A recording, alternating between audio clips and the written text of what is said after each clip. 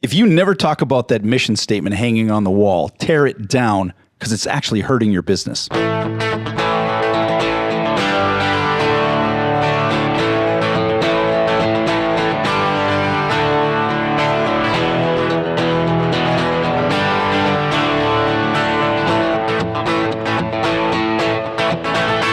Welcome to Throw the Boss Out podcast with Joe Leach and Jim Suhan once again on this moderately cloudy day in otherwise sunny Minneapolis. Jim, thanks again for being here. Glad to be here. Glad you are on the network, talknorth.com. Check out all the shows there. Of course, it's mostly a sports podcast network. This is our departure into the business world where I get tutored on how I should be running the business by Joe Leach. You're the perfect co-host. I just want to say that. It's going really well. You ask all the best questions. You're very thoughtful. You're picking up on this stuff really fast, too. I don't take compliments well, though, so we got to move on. So you see, now I just want to sit here and compliment you, but please don't. We won't do that. We won't do that. But anyway, thank you. I sincerely mean that. This has been the shows we've done have been great. I've enjoyed every minute of doing this. You have made business interesting, and I wasn't sure that was possible. Well, we're gonna keep trying. I do know this: the bug that we talked about in one of the first shows, I called it the Entrepreneurial Seizure. That's when you want to have a business so bad, but you don't actually make the move. Mm-hmm. Could possibly be one of the most agonizing mental positions one could be in. Period. It is painful. It is painful when you're always thinking about, I want to have my own business someday, and you don't do it. It's like this business purgatory kind of a thing, I suppose. It's agonizing, and it is alive and well, and I see it all the time. Particularly, I was at a cell phone. I was getting my cell phone upgraded, and I could just feel it. The person was talking to me. He obviously, you got to tell him some stuff about your business, and he's like, "Oh, Bliss Media. What's that? What does that business do?"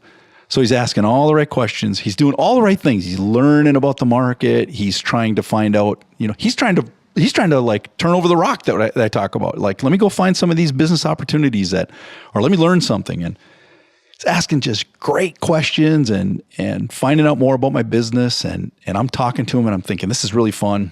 And as the conversation goes on, I learn that he's wanted to have a business for years and years and years. And he's sought out investors. He had ideas, and he wanted to have. He's had 3 or 4 or 5 different ideas over the course of time, and they just never happened. And then in the end, he just kind of said, and now I got a family, and now it just wouldn't, make any sense, and so I really can't do it. But I could just see the look on his face that he really wanted to do it, And I just tell people, I can't give you any legal advice. Don't do anything just because I say you should do it, but it's a lot less scary than you think it is.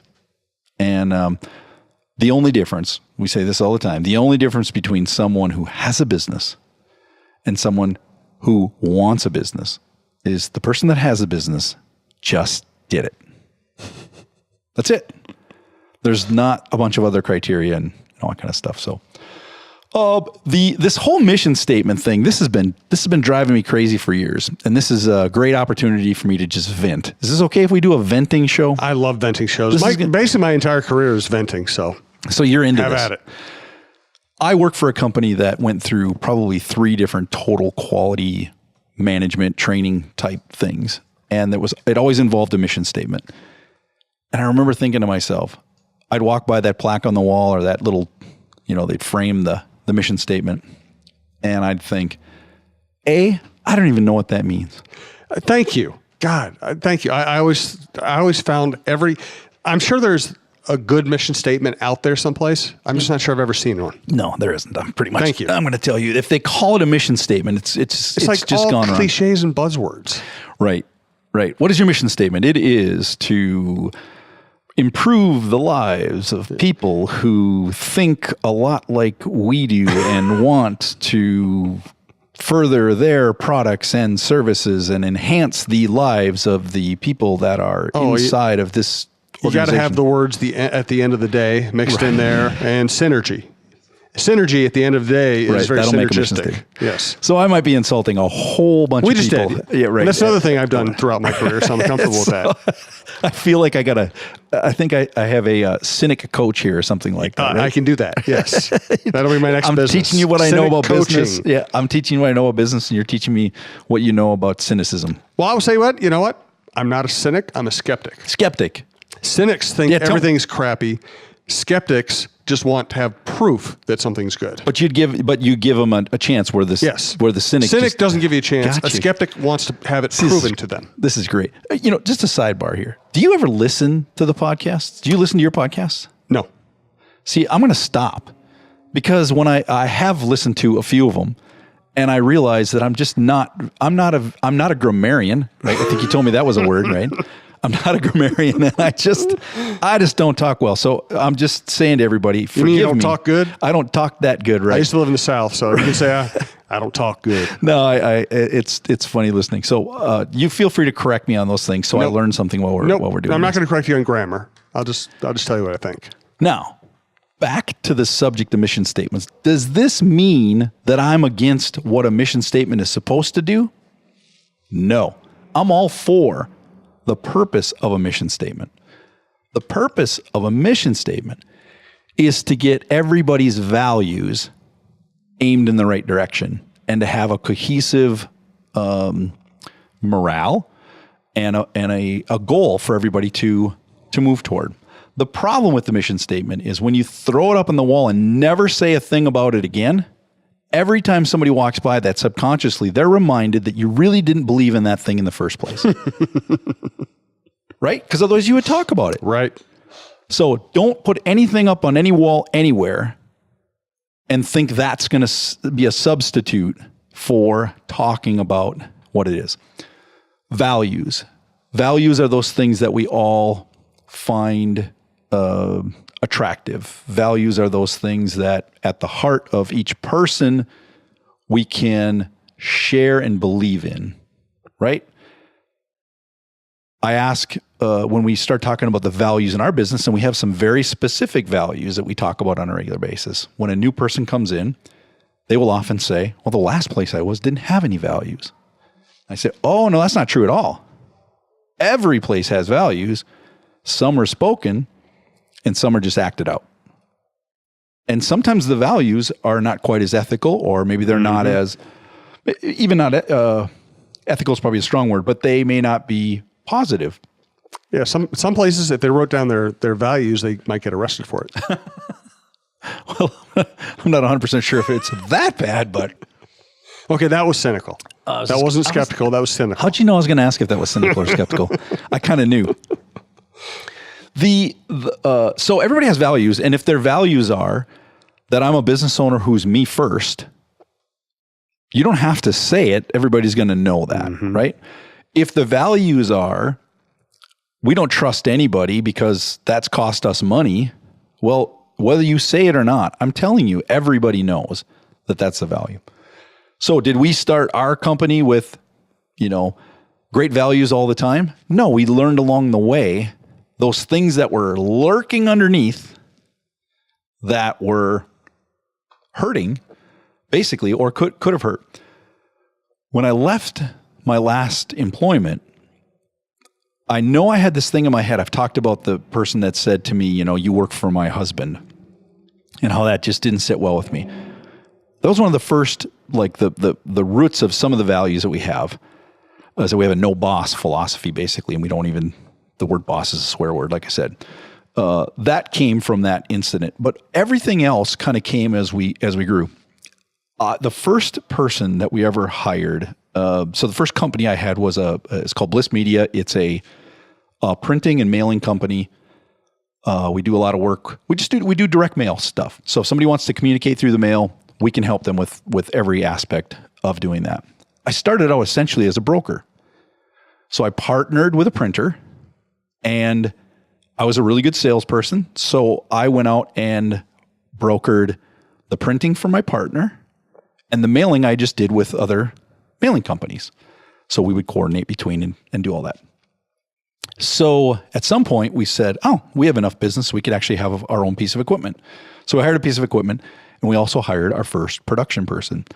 And that person is one of my, you know, you have your people in your life that are like your top 10, top 5 kind of thing.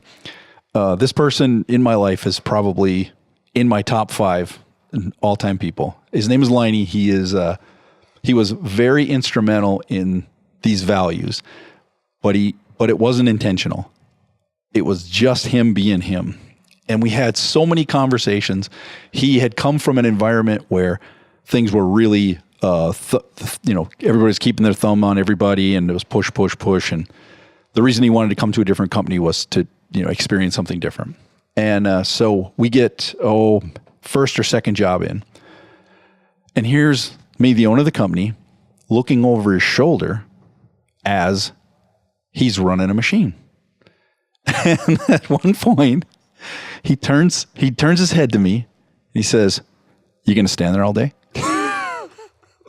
And I said, "Well, I'm just trying to, He said, "Do you know how to run this machine?" I said, "No." Because actually the funny thing is I tried to run the machine. I literally tried to sell in the day and run the machine at night. And it was a total failure. And that's why we hired Liney. And I said, "No."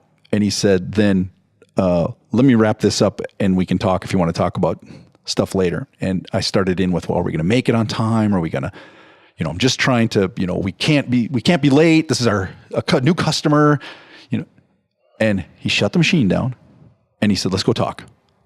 I'm like, okay. So we get in the office and he said, "I'm just going to make something clear to you.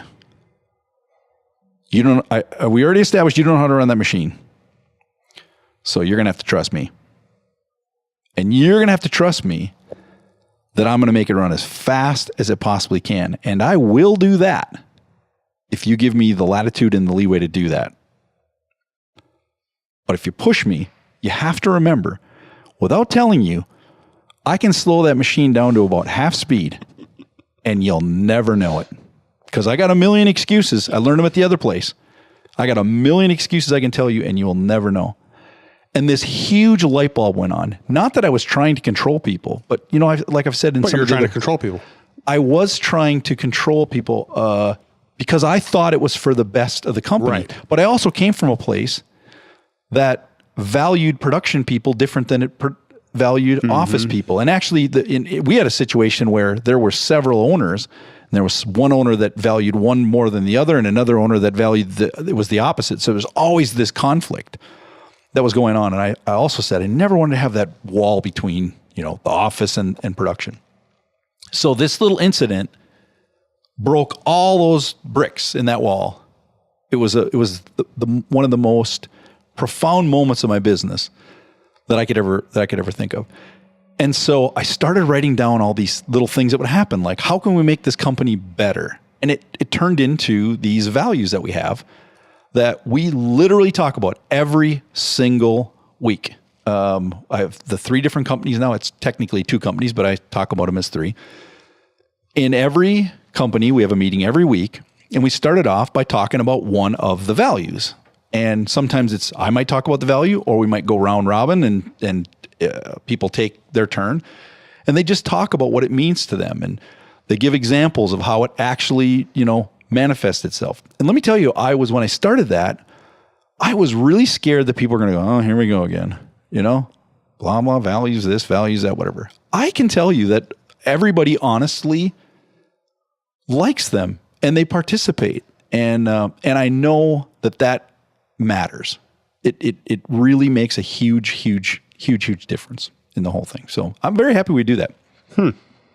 Interesting. Well, how does it make a difference? Give me an example of how. People are honest. Another value that we have is taking responsibility. And that means that you can't pass the buck on anybody. And you had to learn, here's another learning situation. You had to learn that as an owner of the company, or if somebody's in a leadership position of any kind, you have to learn that if you come down on everybody for every mistake they make, they're not going to tell you they made a mistake. Mm-hmm. It's like parenting. I never thought of that, but yes, it's very much like that. I mean, think about people who spank their kids when their kids make a mistake. Think they're ever going to admit they made a mistake again? Yes, they probably are not going to. It's very much that way. When they see the first time that the owner and the leader, and really the owner of the company and any of the leaders that have developed, they have to set the standard. They're the ones who have to move first. So you have to show your trust and your willingness to accept mistakes. And then people will take responsibility for the mistakes. Here's the bonus, right? The bonus is if they know they can make some mistakes, they'll take a few more risks too. And let me tell you, there's been some awesome risks that people in our company have taken without talking to me that have panned out that maybe wouldn't. So we really foster an environment of, I have all these crazy sayings. I say, draw the line of where you feel comfortable making a decision, right? Visually figure out where that line is. And every day I want you to take one step over it, right? Don't long jump it. Just take one step over that and get comfortable. And if you make a mistake, it's okay. So how does it make a difference? In every one of those meetings, one of the areas, as we call it, our symptom opportunity section of the meeting, where we talk about things that did go wrong. We don't blame anybody. We never blame anybody. But invariably, when it's read off, this happened, this mailing had a problem, this got broken, this whatever, the person that's responsible will volunteer and say, that was on my watch. That happened because I did this. And it's amazing how much it happens. And everybody just goes, all right, it happened. We learn from it and we move on. We start the values out by telling people that I remind people that your job is a means to the rest of your life. I don't want company people, right? I don't want somebody who lives and dies for the company, so to speak.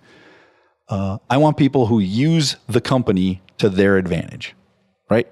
Because if they're using it to their advantage, and like we talked about in the first show, if they think about it from a standpoint that our company is just their biggest customer, a lot more gets done. It's done. The morale is a big deal.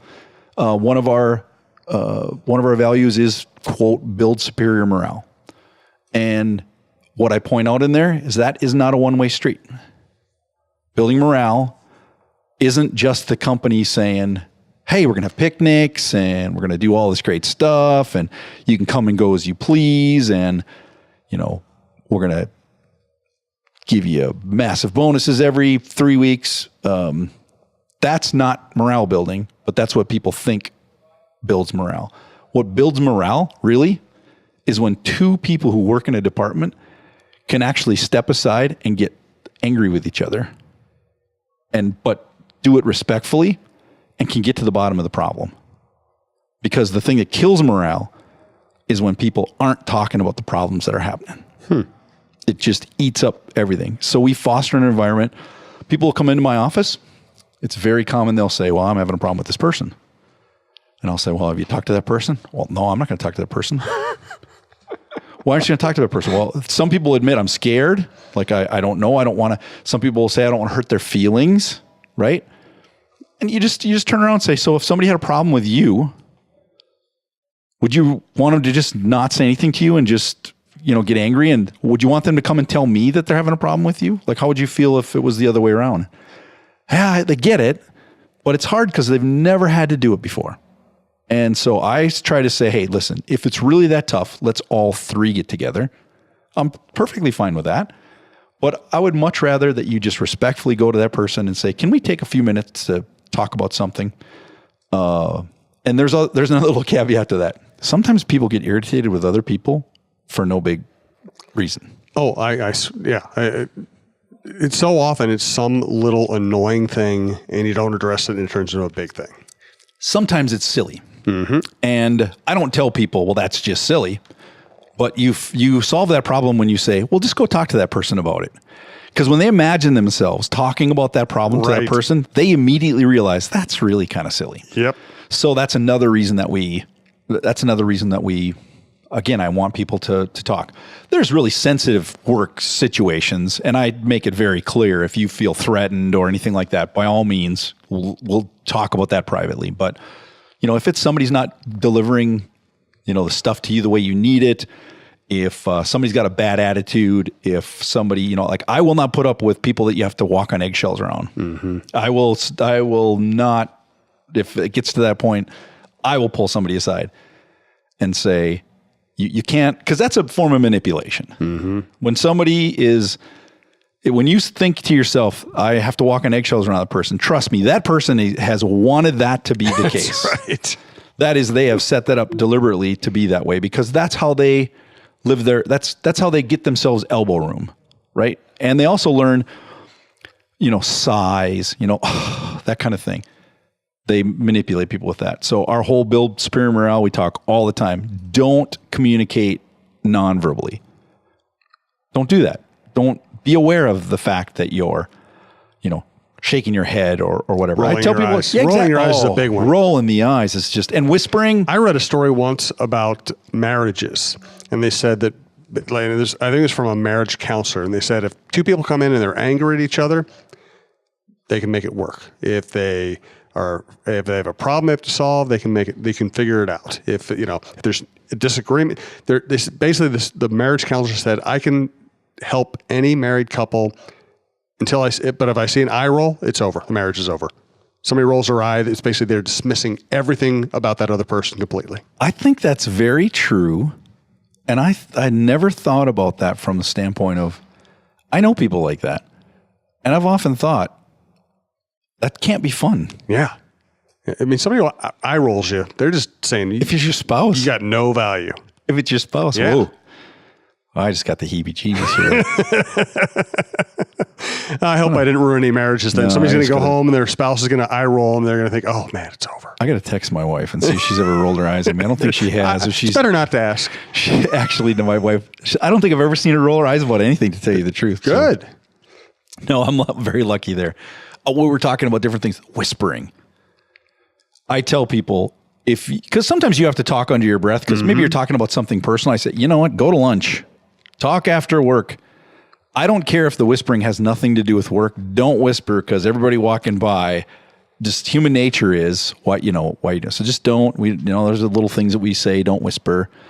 Don't use the B word. Don't use the A word. Did I talk about the A word? I'm not sure. So we got the B word. But we got the S word. Don't allow that one. Don't. Yep. No sucks. And we have the A word, authority. People say, I don't have the authority. I didn't think I had to. I'll ask somebody, well, why didn't we do this? Well, I didn't think I had the authority. So I heard that enough times that I declared in one of our meetings that is now the third official swear word in our company is authority. You don't need people. Everybody listen out there. I don't care if you work for a company, if you have your own company, if you're an independent, rep, anything like that. I'm telling you right now, you do not need authority to get anything done. Maybe in the military, I'm not sure how that goes, but for the most part, in business, all you have to do is ask questions. The greatest tool in the world for a business, write this down. Everybody out there, grab a pen and a very small piece of paper, because it's not going to have to be very big. Write the word why. Well, it's funny because in my business, that is what we do. We ask questions, and the two best questions a reporter can ask are why and how. Mm-hmm. Yeah, and you get someplace, and you don't generally offend people. Of course, if the tone of voice and things like that can. Yes. But who's going to be offended? Well, some people will be offended if you say, well, why do you do things a certain way? They might get defensive about that. But again, if you foster an environment, if you talk about these values all the time and you say to people, you should expect someone to ask you why. It's a two-way street. And, I know from covering Tom Kelly too, there's a big difference in asking, well, why'd you do that? As opposed to, what were you thinking when you did? In other words, if you're looking for information, you wouldn't offend him. If you're second guessing, you would very much offend him. Interesting. So one of the questions is, I'm just going to go off on a tangent. The entire network's a tangent. Most I want to say the word treacherous. Sports person you've had to interview. And maybe we could leave it on people who aren't here anymore so we don't offend anybody. I don't mind offending people, so that's not a problem. See, Tom Kelly was very difficult for most people. He and I got along. So again, I was able to, like, a lot of times somebody would ask a question, you would immediately assume they were second guessing him, whether they were or not. And because we had a certain relationship and understanding, I could kind of ask the same question. You go, okay, you're just looking for information. You're looking for explanations, and I can help educate you or whatever. So I actually got along better with TK than most people. There have been some horrible people have come through town in different sports, and of course, let me clarify, just be somebody's like a bad interview or bad with me, it doesn't necessarily mean they're a bad person. It's not necessarily correlative, but, Delman Young was just a bad guy, and he tried to intimidate people.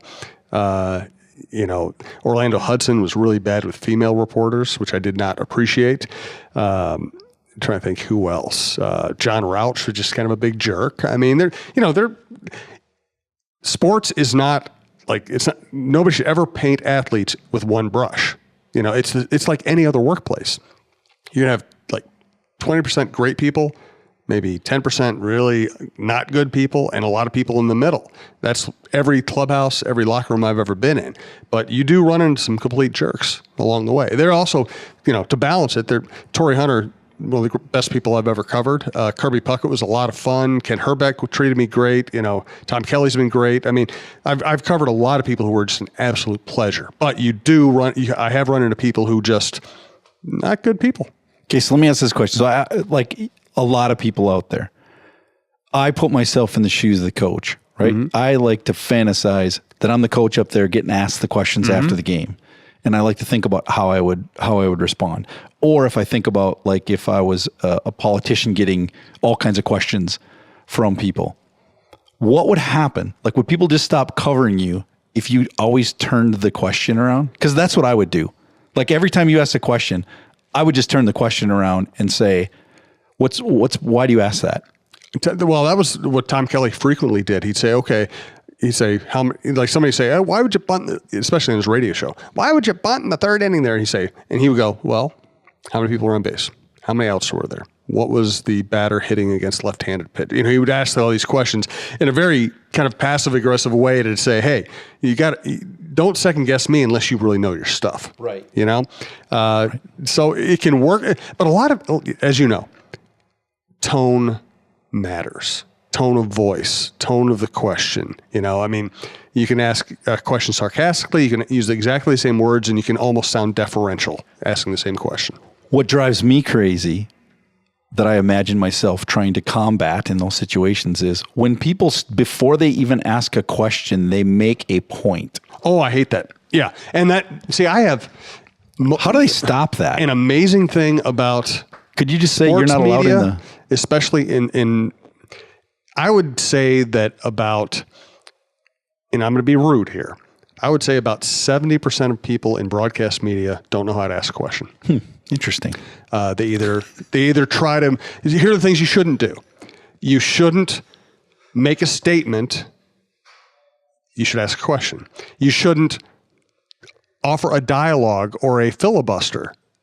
You should ask a question. You shouldn't say, talk about baseball, talk about pitching. You should ask a specific question. So many of the questions we hear are either, without mentioning any names, we had a couple people in this market who just ramble. I know you did this, and I know, and boy, this guy's been hot, and by the time they get to the question, nobody knows what the hell they're asking about anymore. I really don't. There's a lazy question, which is talk about pitching changes. No, that's not a question. Don't. I wouldn't. If I were in that position, I wouldn't answer that question because it's not a question. And then you have uninformed questions. You have poorly phrased questions. You have questions that are by tone are not going to get an answer. I mean, there's so many ways to ask bad questions. You know how you ask a question? You keep it short and simple and in the form of a question and open-ended. Now, don't ask a yes/no question and expect a long answer. But Jim, what's your opinion on this? Well, why don't we just do a whole episode on it? I think we just It makes me crazy. I think we just did. Yeah, but think about it. You are a broadcast journalist. Your entire business is speaking into a mic and you can't ask a question? And you're in a major market? How does this happen? And this is how we build morale Absolutely. in the newsroom. By making people feel good. Absolutely. It just occurred to me that we completely ruined we're talking about values and trying to be positive. And I just took. Well, you're talking about values. I'm talking about things that annoy me. I took, but it's my fault. I took you down that path. You did. I'm so you sorry. set me up, put the ball in the tee. So let's talk about some of the other values that we have. Some of the other, we basically have 6 values times 3. We have people values, we have leadership values, and we have corporate values. The people values were what we just started off by calling the values. Kind of work. That's what we talk about in each of these meetings. Those are the way we work with each other, so to speak. Another one of those values is it is my job. This came about because when I first started the business, I had job descriptions for everybody. See, that's the other thing. When you start your business, you're going to get all gung ho about stuff that doesn't matter, right? You're gonna get into all what's the really fun stuff, like executive summaries and management teams and things like that, right? And one of them is going to be filling out job descriptions and trying to really lay out how people should do things, and you learn after a while that they really don't matter. And as a matter of fact, having a job description for somebody, unless it's a very, every time I say these things, got to be careful to say that there are certainly jobs out there that absolutely need a job description. But for typical business stuff, having a specific job description kept me from talking about this value of it is my job. If somebody has a sheet in front of them and says, well, it's not my job description, that's going to ruin morale faster than anything. Yeah. Now, it's a two-way street. You certainly can't take advantage of that. You can't say, well, you are the accounting person and I would like you to get on the phone and make some sales calls, right? The owner just doesn't do that. And if the owner doesn't do that, when you say to somebody, can you do something a little different than you've done before? Or can you kind of pay attention to what's going on and people work as a team? Then it's fair to say, it is my job. When something needs to get done, everybody steps up and does it. And they don't go overboard either. You have people in your organization that are super enthusiastic. Like, I'm going to be the champion. I'm just going to, every hole that's there, I'm going to fill it up. I'm going to do that. That's not helpful either, right? Everybody kind of has to pitch in to do that thing. Another one of our crazy sayings is, I'll ask the whole group, who are you responsible for? And the answer is everybody. And then I say, who are you accountable to? And the answer is everybody. And although that's not, that couldn't possibly be true all the time, it basically says that I need to think about who I'm responsible for. And that means everybody around me. It's okay for me to ask this why question, right? Why are we doing things this way? Why are we doing it that way? Why don't we do it this way? And it's everybody's job to ask those questions and to think about it and to fill in and to do that. And one of the most difficult values that we have that people cite on a regular basis is one of the most difficult ones to talk about is we have one that's called grow and change. And it basically tells everybody that you may be great at what you do, but you shouldn't stop there. You need to expect that difficulties that you have are opportunities for that growth. That sounds a little cliche, but it's so real. It's so real. We tell people when everybody is a little frustrated with each other, right? When things aren't going really great, that's positive. That means you're breaking new ground. That means you've run into something you've never run into before. And on a personal standpoint, I tell people, don't just live in your comfort zone. Just step outside of it as much as you can and try to personally, whether I'm asking you to do something or not, whether your teammates are asking you to do something or not, every day ask yourself, could I do this a little bit better? Could I do it a little bit different? it's really made a huge difference in the company. So I highly encourage people to write down your values and be honest. You might have really crappy values in your business right now. They might have crept in because nobody's ever addressed them. That's okay. Address them now. Build some new values, write them down, and talk about them.